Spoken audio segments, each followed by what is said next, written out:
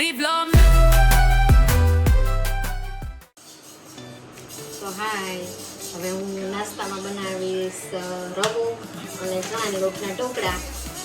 અને મારે જમવામાં ચાલશે, કશિશ નહીં ચાલશે, અને મિશ્રીને મોરા ઢોકળા ચાલશે.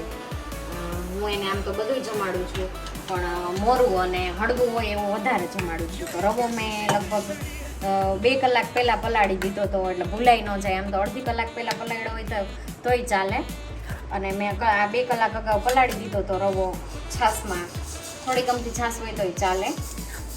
અને પછી હવે આપણે પહેલાં તો ઢોકળિયુંમાં પાણી મૂક્યું છે મેં, એ ચાલુ કરી દઉં એટલે એ ગરમ થતું થાય.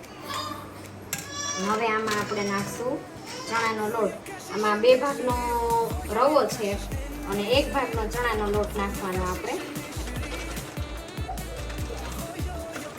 પછી સ્વાદ અનુસાર મીઠું, આપણને જેટલું ફાવતું હોય એટલું મીઠું નાખી દઈએ.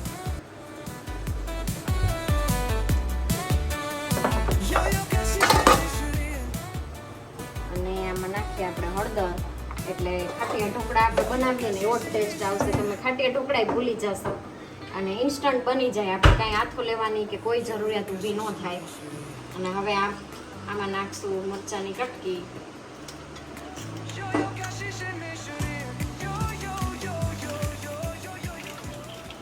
અત્યારે તો મારે એવું જમવાનું બનાવવાનું હોય કે ઝટપટ બની જાય અને મિશ્રીને હું સાચવી શકું, એટલે મારે જલ્દી બને ને એવું વધારે બનાવવાનું હોય. હમણાં તો કાંઈ નવીન વસ્તુ બનાવવાનો ટાઈમ જ નથી રહેતો. મિશ્રી બેન આ ધાણા ભાજી નાખું છું. મને ધાણા ભાજી વધારે ભાવે એમાં એટલે.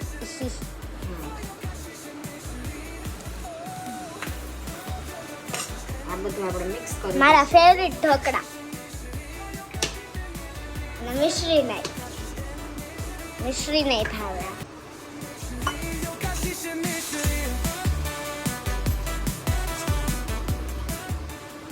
જલ્દી કંઈ બનાવવું હોય ને તો આ જ વસ્તુ બને.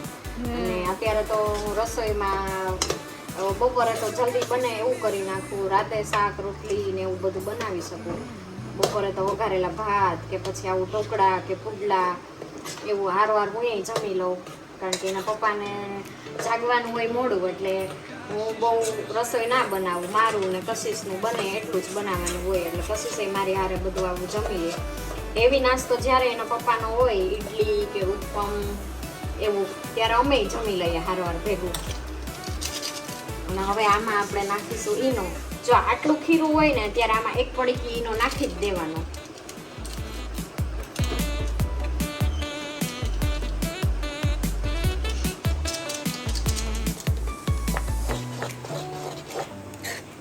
પાણી આપણું ગરમ થઈ ગયું છે અને ઇન્સ્ટન્ટ આપણે મૂકી શકીએ. આ ફટાફટ ખાટીયા ઢોકળા ભૂલાવી દઈએ ને એવા ઢોકળા બને છે.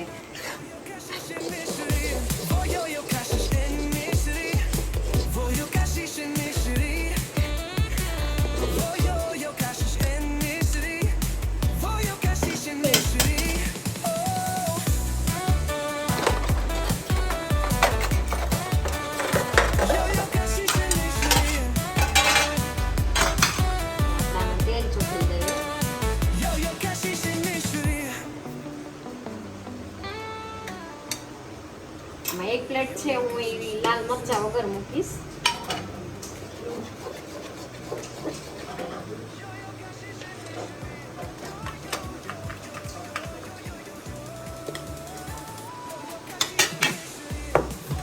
અને 1 પ્લેટ મૂકીશ ને એમાં લાલ મરચું નાખીશ ઉપરથી. મેગી મસાલો નાખીશ. ના, મેગી મસાલો આમાં ન હોય. અમારે કશિશને તો બધી વસ્તુમાં મેગી મસાલો અને ચીઝ આપી દો એટલે કાંઈ ન જોઈએ. આમાં ઉપરથી લાલ મરચું નાખીશ.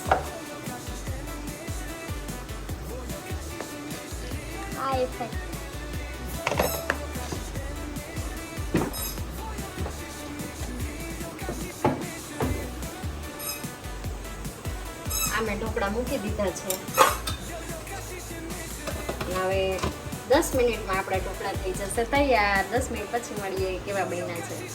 10 minutes later. મિનિટ થઈ ગઈ છે. 10 મિનિટ પછી આપણે ઢોકળા ખોલશું.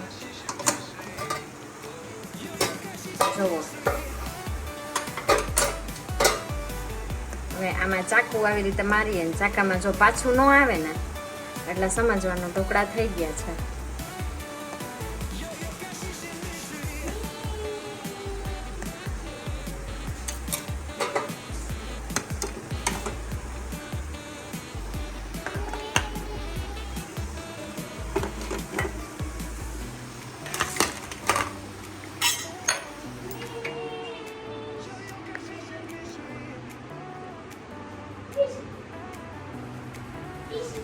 હવે થોડીક વાર માટે આને ઠરવા દેવાના અને પછી ખોલવાના. આમ ટૂંકમાં ચેકો આવી રીતે જેવા આપણને પીસ જોતા હોય મોટા નાના એવા કરી નાખવાના. ઢોકળા સાથે આપણે લસણવાળી ચટણી બનાવશું. લસણ, જીરું, હું થોડીક હિંગઈ નાખું છું, ધાણા જીરું નાખું અને મીઠું. તો આપણે આને ખાંડી નાખીએ.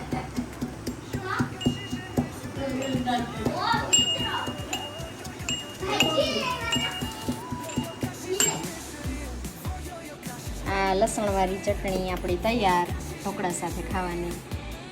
આમાં મેં તેલ નાખી દીધું છે અને હવે આપણે ઢોકળા કટ કરશું.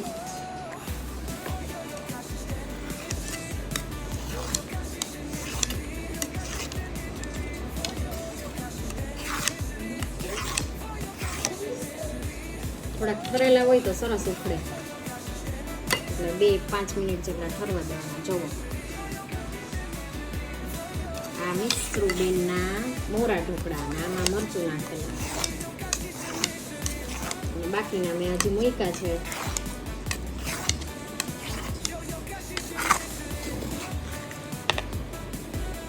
જુઓ, તરત જ ઉખડી જશે.